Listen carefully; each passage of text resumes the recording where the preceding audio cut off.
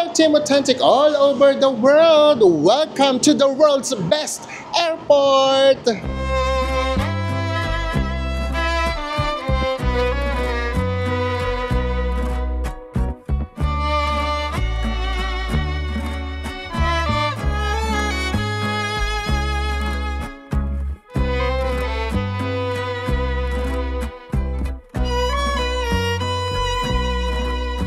Sa mga hindi pa po nakasubscribe dyan, please do subscribe kung magbubuk po kay Bayaklok. Ito po yung ating promo code. At kung gusto nyo naman po magka-instant discount sa Agoda, nasa ibaba po ang ating affiliate link. Ano pang gagawin? Tara na, go with me, Mel. I just want us to go.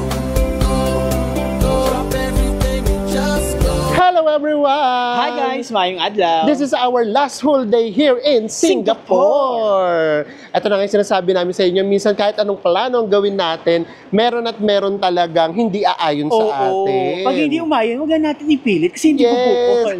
So for example, today, ang flight pa kasi natin, bukas pa ng 1 a.m. going back to Manila. So ang plano namin ngayon sana mag-island hopping. But the problem is, biglang umulan. So ang gagawin na lang natin today, since nandito na lang naman tayo sa airport, and then nung una nating pinalabas yung first Singapore vlog natin, ang dami nagsasabi na nagle-layover daw pala sila rito ng mahaba. At saka ang ginagawa daw nila guys, nilibot nila itong buong airport kasi daw maraming pwedeng gawin dito. Yes, and na-try na rin namin siya last time. Sa mga merong layover dito sa Singapore, worry not. Kasi, worry no more. Yes, ipapakita namin sa inyo kung ano yung mga pwede ninyo ditong gawin for free. Or yung iba siguro may bayad. So, iwan muna natin yung luggage natin sa baggage storage. Dito, 11 SGD for below 10 kg. So, ito yung sa atin. Below 10 kg naman yan. So, 11 SGD is 490 pesos. So, dalawa ang iiwan natin, pati yung kay Enzo. So, mga 900. I mean, 1,000 pala. Yung 1,000 na natin. Oh. Para makakilos tayo ng maayos. Nandito yan, bago sa Jewel Rain Vortex. O, ayan na siya. O, nakikita nyo na ba? Pero mamaya, babalik tayo dyan para sa fountain show na first time din naming makikita. O, tara, labas muna ulit tayo dito. Pakita lang namin sa inyo. And then, tingnan natin yung schedule para alam natin kung anong oras tayo babalik mamaya. Grabe, actually, hindi siya nakakasawa. Dati ang ginawa namin dito, panoorin lang ito ng panoorin. Nung mahaba yung waiting time natin, that time. So, tingnan natin kung anong oras ang show. Daming tao. Today is Sunday. Nakakayaring siguro ang daming pasahero. Or actually, pwede naman ditong pumunta kahit wala kang flight. Ayan. Hanapin natin ang schedule. Ganda, no? Oh. Ito pala yung schedule niya, yung operating hour niya. 10 a.m. to 10 p.m. Naku, kung maaga pala ang flight ninyo, hindi nyo siya makikita. 10 a.m. pala siya nagbubukas. And ito naman yung schedule ng light and music show. Friday to Sunday, 8, 9, and 10 p.m. So, ayan yung oras natin today. Kasi nga, today is Sunday. Ganda, oh. Oh. Balik tayo dito mamaya. Bigla nang humaba ang pila. Sa Enzo nakapila siya. Hindi na maganda pa rito sa Changi Airport, guys. Ang lakas ng wifi. And unlimited siya. Kasi diba may mga airport minsan na pa 3 hours lang. Ito talaga, unlimited. So, hindi talaga kayo rito maiinip. Ayan sa Enzo, oh. So, ito yung baggage storage. And then, for example, meron kayong mga malalaking bagahe. Tapos meron kayong baggage allowance. Ito yung bongga dyan, guys. Oh. Parang ngayon ko lang to. Sorry ha. Parang ngayon ko lang nalaman na pwedeng mag-early check-in. So, kahit mamayang gabi pa yung flight ninyo, and now, it's 2 p.m. pa lang, pwede na kayong mag-early check-in para ma-drop nyo na yung bag nyo. Tapos, pwede na kayong maglibot. Di ba ang taray? Ito oh, Philippine Airlines. Hindi ko lang alam kung lahat ng airlines meron na. Ito yung Philippine Airlines meron. Singapore Airlines. So, ayan lang. Just in case lang, nakatulad namin na wala naman kayong baggage allowance, dito na lang sa baggage storage. Yung baggage storage, katabi lang siya ng early check-in. And after ko lang 30 minutes, na-tsempo tayo ng maraming tao. Kanina kasi wala eh. Oo, sayang yun eh, no? Oo. So, eto na nga. Magkano binayaran mo talaga? Ang binayaran namin, guys, lahat-lahat ay 980 kasi nga tig 490 kami minimum since dalawang luggage yun. Pero bago yun, kailangan nyo na mag-register. I-scan nyo lang yung QR code doon.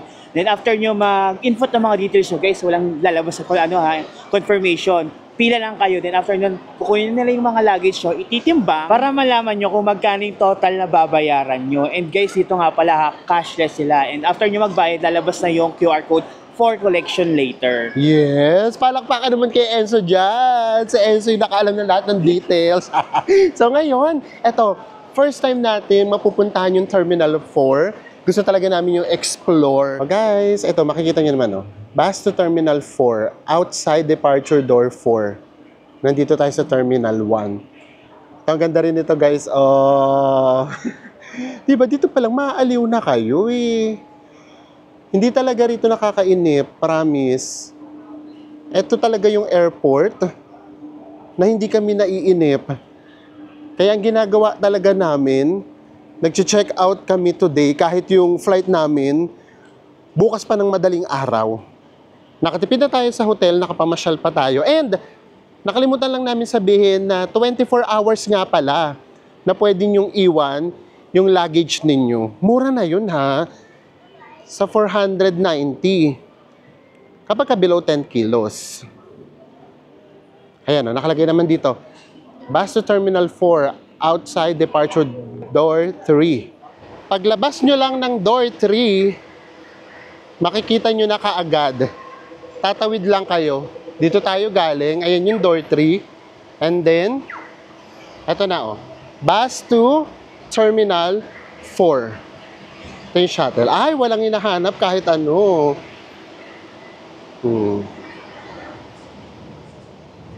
So, hindi hinahanapan ng mga flight details. Ay, kapag ka Cebu Pacific pala, Terminal 4 pala. Ang taray. Scoot kasi tayo, guys. Scoot kasi yung pinakamurang nakita namin nung nag-book tayo. Tara, ang una natin hahanapin ay yung giant slider. Grabe, mas ano dito, mas tahimik siya, mas kaunti yung tao. And then, oo nga pala, yung schedule. Guys, nga pala, yung schedule ng buses going to the Terminal 4, ito yun, merong direct service and meron ding loop service. Pakipost nyo na lang ha. Ayan. So, depende kung saan kayong terminal manggagaling. Tara, hanapin na natin yung giant slider. Gusto nyo padulas? Ayan na, nasad na kami. Kailangan pala pumasok talaga sa loob. After clearing the immigration pala. So, yung mga Cebu Pacific, go na kayo. Huwag yung sayangin yung pagkakataon. Oh, anyway, sige na. Let's all move on again. Sa pangalawa na tayo kung bakit tayo pumunta dito. Pupunta naman tayo ng Jurassic Mile. Meron din ditong mga sign. Guys, FYI ha, talagang lalabas tayo ha. Nagpalit na rin tayo ng camera kasi umuulan. Wala makapipigil sa atin. Pupuntahan natin yung Jurassic. Feeling ko naman malapit lang. Kasi ito na eh. Ma-forest na. For sure nasa forest sila. Iba yung feeling. Para ka talagang papasok ng Jurassic World. Ganun talaga. Kasi merong mga nakaharang ng mga barbed wire. Pakita namin sa inyo. Ito na ang mga dinosaurs. Ito kasi, ito na mismo yung paliparan. Runway. Paliparan. Ano mo yung pakiramdam ko ba yung lalakad tayo? Para tayo papasok sa isang restricted area. Yun, ganun na ganun. Ang ganda rin ng pagkakagawa nito, no? Yung AirAsia rin pala dito. O if ever yung flight nyo sa Terminal 4, ang dami nyo parang ganap. Ang ating first dinosaur sighting. Ito ang Triceratops. Nabasa lang namin. Ito yan. Ito siya. Kaya pa siya Triceratops kasi three-horned face. Oh, yung pala. Wow! Ganun naman ang information natin. Ayan. Often compared to the African elephant. The largest living elephant. Oh, ayan na. Meron na tayong isang nakitang dinosaur. And then, ingat lang kayo guys kasi from time to time, may dumadaan ditong mga bikes. Ang alam ko nga, free yun. Diba? Ang ganda nitong area na to. Nakakita ka ng dinosaurs, may dumadaang mga bikes, tapos meron kang makikitang eroplano na lipad ng lipad. O, next na tayo. Oy, may enjoy to ng mga kids nyo. Tapos ano siya, malaki yung mga dinosaurs na ginawa nila. Hindi putyo-putyo. Medyo mapipil mo siya. O, next dinosaurs na tayo. Ang hirap pa ng banggit ng pangalan ng mga dinosaurs. Ankylosaurus. O, ito naman o. Ankylosaurus. Ankylosaurus. O, ayun na yun. O, ito yan guys. O. Alam nyo, grabe, napaka-educational niya talaga. Kasi ito, nakasulat dito, with a strong sense of smell, if the Ankylosaurus were still alive today, could it have been part of the airport police K9 unit? Ay, taray! So, ibig sabihin, yung skills ng K9 unit, at saka nitong dinosaur na to, Same na same. same. Pero I can imagine naman yan, yung ganyan yung canine unit natin. Oo, kaloka naman yun. O, tara na. Hahanap pa tayo ng mga dinosaurs. Nakikita nyo ba parang walang katapusan yung lalakarin natin? Parang haba-haba. Ang haba. So, ano to? Hindi talaga kayo maiinip sa layover ninyo. Kasi itong haba nitong lalakarin, ang worry lang namin kapag umulan, wala kang sisilungan. Basa talaga Basa tayo. talaga. Pero may nakita naman ako doon, merong shower area. Ang maganda sana kung meron tayong dalang damit. Taray! May shower area. Actually, usapang mahaba ang layovers to. So, nga pala, dito sa Changi Airport, libre yung shower. Tapos, yung CR, wala kayong ikaka-worry. Kahit anong ganap nyo sa CR, maluwalhati yung may experience ng CR. Malapati. Kasi maganda yung CR, hindi kayo mag-worry na... maluwag, no? Yes. So ayan, talagang perfect talaga to for a long layovers. OMG, hindi nakakawala. Charot. Ay, kapapanganak niya pa lang. Baby. Kalalabas niya pa lang sa egg. Yung nakalagay, do not abuse the dinosaurs. Kalalabas niya pa lang. Tara. So hindi na namin sa inyo lahat ipapakita. Kasi baka manood kayo ng 3 hours vlog. O slices of experience lang ipapakita namin sa inyo. Para lang alam nyo na marami kayo rito pwede puntahan. Ayun ang haba pa nito. So lalakarin na lang namin siya. And then hindi na lahat ipapakita namin. Oh my gosh, this is T-Rex! Taray! Oo nga. Ito siya Ang laki niya talaga. Basta kapag meron pa kami nakita na interesting, iba-vlog natin. At ayun May baby. nangitlog na siya. Nakakaaliw yung pagkakagawa talaga nila. Grabe effort. And guys FYI lang, na-experience natin to for free. Eto rin, ang ganda ng pagkakagawa. Kumbaga para ang dating, nasira niya na yung kulungan. Diba? Ay, ang ganda naman itong area na to. Pwede bang pumasok sa loob? Ang ganda naman ng area na yon. Parang siyang golf. Ay, may baka golf ano to. Oo, ito meron ditong dinosaur. Nainom. Pero sorry na nawala na siya sa radar namin. sa pansin namin kasi ang ganda nitong nakikita. Golf car. Golf car. Oh, tama nga. May mga Golf area yata to, oh. I think so kasi merong mga golf car. Charot. Ang haba niya pa, oh. Guys, grabe, biglang umulan ulit ng malakas. Buti na lang, nasa gitna pa lang tayo. Tumakbo kagad kami ni Mel pabalik dito sa Terminal 4. Yes, hindi na nakarating sa dulo. At dahil dyan, break time muna tayo. Ito pa rin yung natira natin kahapon. Hindi namin nabuksan. And then yun nga, magdala kayo ng tumbler kasi marami naman ditong water dispenser. Tsaka malamig, oh. Yes, and ito yun ha. Nakaka 1 hour kaagad tayo. So paano kayo may inip kung meron kayong mga ganap dito mismo sa airport? Tapos na tayo sa ating snacks time. And ngayon naman, nandito na tayo sa Terminal 3. Kasi nga, papunta naman tayo ngayon sa Butterfly Garden. At meron doong 1,000 butterflies. Aray! And syempre, papunta rito, nag-bus lang uli tayo.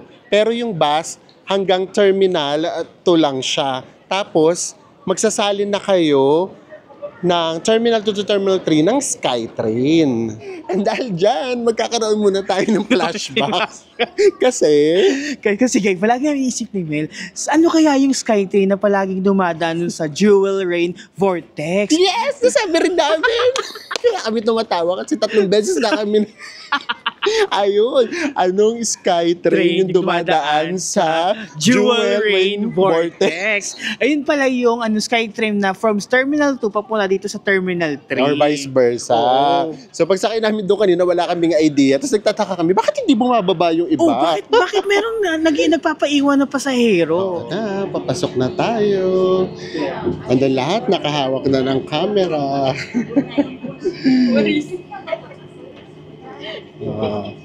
Buti na lang. Nalaman na natin kung saan po pwesto. Ayun na. Lahat nakahawak sa camera. Ito na siya.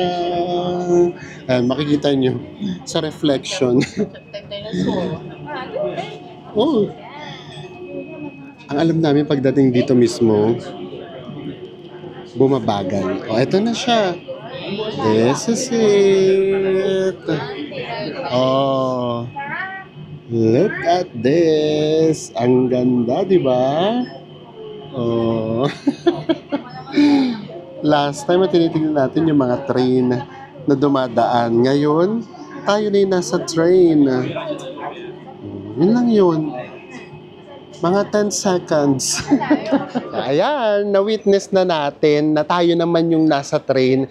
And then, ang view natin, yung Jewel Rain Vortex. So, ano yung tip? So isang tip dun guys, if ever na from Terminal 2 kayo papunta kayo dito sa Terminal 3, dapat sa left side kayo. If kung Terminal 3 naman papunta sa Terminal 2, nasa right side kayo para makita niyo yung pinakamagandang view. And we are back at Terminal 2. Nandito tayo sa level 5. Kahit saan, makikita talaga natin to. Parang ang ganda niya rin dito, no? Kapag ganito kataas. And then, pwede din kayo dito, oh. Meron ditong bridge. Pero may bayad na yan. Canopy Park. Oo, yung bridge na yan, kasama siya sa Canopy Park. Ganda! Ito yung Canopy Park. And then, ang entrance niya, in pesos na, 356. 356. May upuan doon, ganun, no? Ang cute upuan. Pero huwag kayo mag-alala kasi ito, free naman. Ganun din yung upuan, same lang. Ang kaibahan nga lang, may enjoy nyo to. Lalo na kung meron kayong kids. Ito, magiging happy sila dito. Actually, nakikita talaga namin mga bata. Diba? Ang buong family, ang Changi Airport. Another photo spot or pang reels, guys. Nandito tayo sa Terminal 2, Level 2. Sa mismong departure area mismo. Ito yung ang tawag sa kanya, virtual Door. Actually, sa photo tsaka sa video, maganda talaga siya.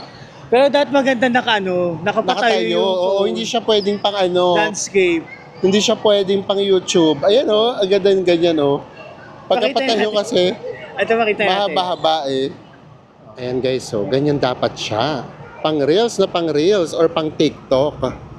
Ba? In all fairness, maganda naman siya. Tapos may sound May sauce effect ng waterfalls Oo, talaga. waterfalls talaga. O, di ba? O. May pa sound effects. Ay, lumalabas. Di ba? So, carry na rin for pictorial. Ano oras na, Bes? 5:45 na. Quarter to 6. Maniniwala ba kayo? 4 hours lang. Nagpalakad-lakad dito sa airport. Grabe, ang dami nyo kasi talagang pwedeng puntahan. Kaya lang kayo na yung susuko, yung paa nyo Oo. na yung magsasabing, tama na. Tama na, masakit Awat na na. tayo. Ganon. O parang na lang, manahimik na lang kayo sa isang lugar. So ito naman, hindi nyo naman to lahat gagawin na. Kumbaga pili lang kayo ng activity or ng lugar na gusto nyo, tapos doon na kayo magtagal. Kami kasi, kailangan namin siya sa inyo ipakita para makapili nga kayo.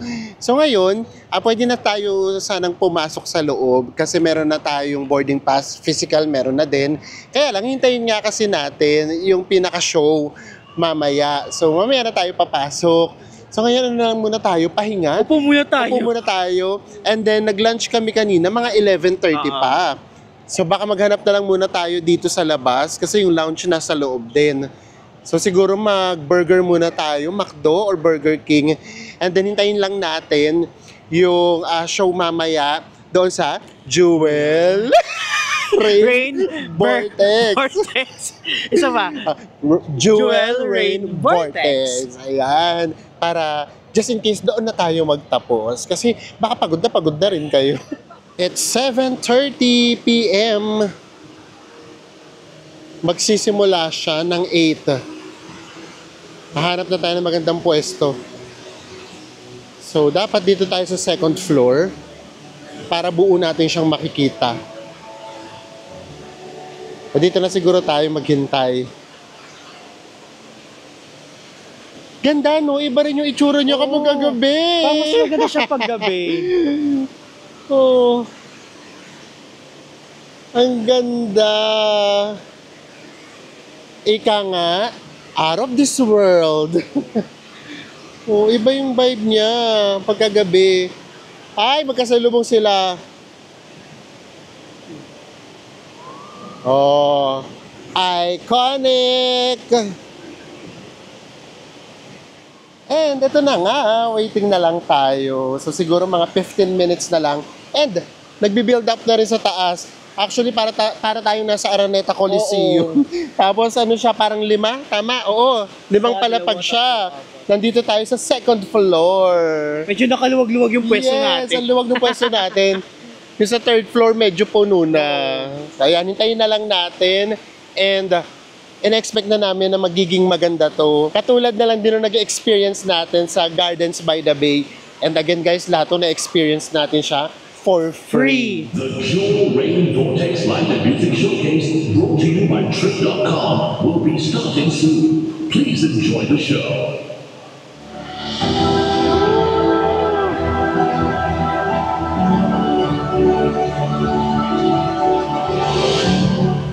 This is it. Another light show na naman ng Singapore ang ma-experience natin for tonight.